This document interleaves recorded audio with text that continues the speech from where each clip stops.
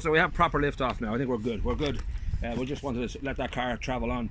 I was just saying before we rolled the cameras that I'm well aware of you and all the awards you've won for catering and the fact that you've got the Hogfather. So you opened Kitchen 28 within 4 weeks. COVID hits. I remember just thinking, oh, you poor lads. But you feckers, you made a hit out of it. Like I don't know whether you're surprised that it worked out, because that's a bit of a blow. I think we were, like, yeah, at the time, definitely, we definitely thought like it was like, we were like, what have we done? You know, you opened this place 4 weeks and then, you know, COVID hit. But I suppose because of the size of it and, you know, that's a small space, that it was always kind of going to be a takeaway. It was never going to be like a sit-in, or that we're never going to have that to think about that. So the fact it was always a takeaway, it was easy. We just put the screens up and kind of just keep going. And we did close like immediately, because obviously everyone was like, what's this COVID, what's going on? And we did close for a couple of weeks while we found our feet. Then everyone kind of started to just adapt. So once the screens went up, and we just kind of kept going. And I suppose the first lockdown was good for us in a way, because we had the 2 kilometre radius for people travelling. So like a lot of the locality, we were within their walking distance for coming for coffees and stuff. So that kind of got our name out within the area for the locals. I suppose at first we thought we'd market ourselves to the businesses here in the business park, but that brought to a whole other clientele that we didn't actually think about getting. So yeah, in a way it's been positive for Kitchen 28, but like the locals around here down in Kilcool, like they've been great. Yeah, they've been really supportive.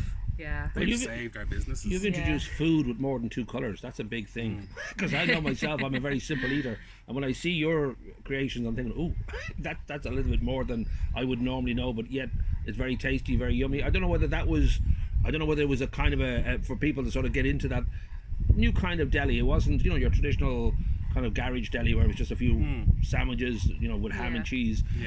I don't know whether that was sort of like, it took a while, or whether people just jumped. We wanted to push it to a little bit different. Right.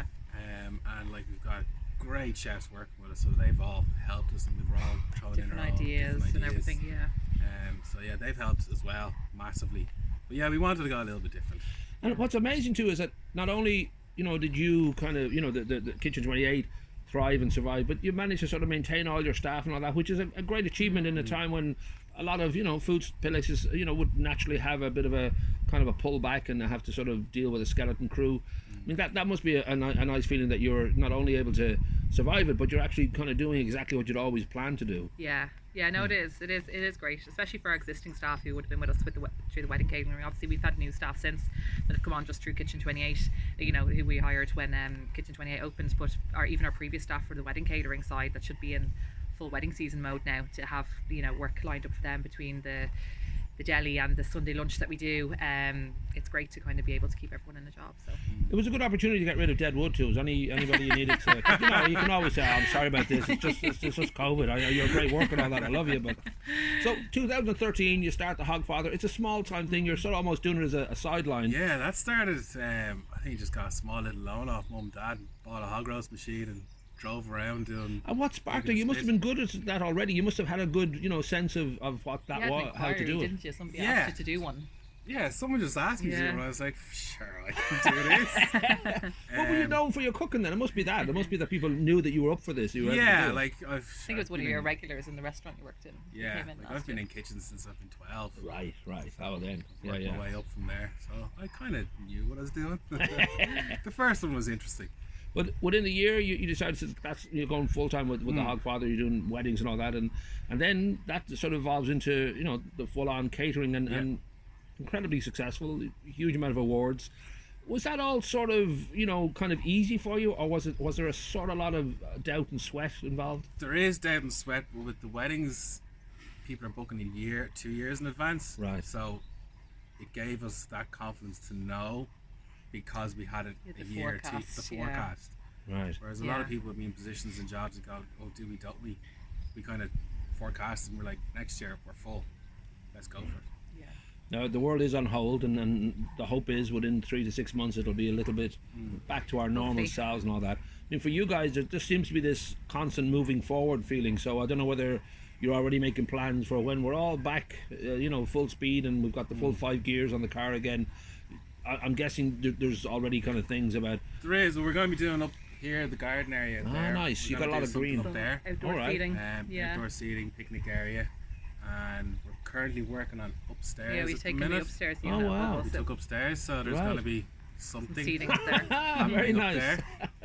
But Right. that's depending on when the restrictions When are. indoor dining's allowed again. Yeah, it was when whole COVID hit. We did have it. There was another business in the unit above us, but since then they've realised, like a lot of businesses, they can work from home and they don't need the office space. So when their lease was up, they didn't renew it, so we took the space. So yeah, we're going to put some indoor seating up. I mean, you're in the right business, because I just, more and more you sort of feel, well, food is the way to go, because, there's X amount you can buy on Amazon, but food isn't one of them really. You can't get that proper, tasty, handmade, kind of homemade stuff. So it seems to be that is, I won't say it's bulletproof, but it seems to be a strong business to be in. I mean, the confidence, I'm guessing, is growing, even though we've had COVID. There must be that feeling, well, this is definitely the right business to be in, and more importantly, we're good at it.